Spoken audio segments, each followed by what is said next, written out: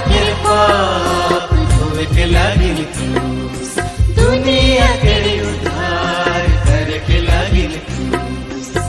यीशु के मरण कलवरी पर, यीशु के मरण क्रूस के ऊपर।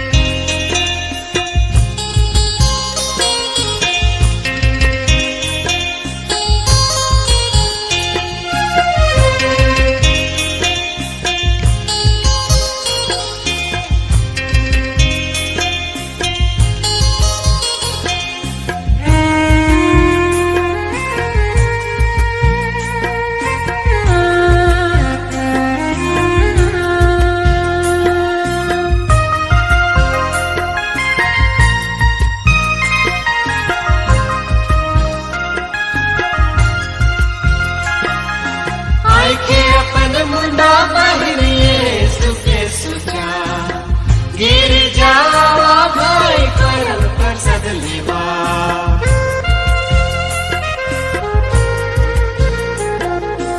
आँख अपन मुंडा बहिनी यीशु के सुचा।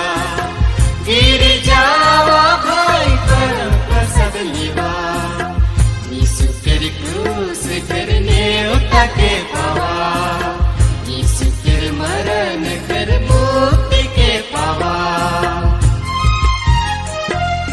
मनवा के पाप धोवे के लागिन क्रूस, दुनिया के उद्धार करके लागिन क्रूस। यीशु के मरण कलवरी पर, यीशु के मरण क्रूस के ऊपर। मनवा के पाप धोवे के लागिन क्रूस, दुनिया के उद्धार करके लागिन क्रूस।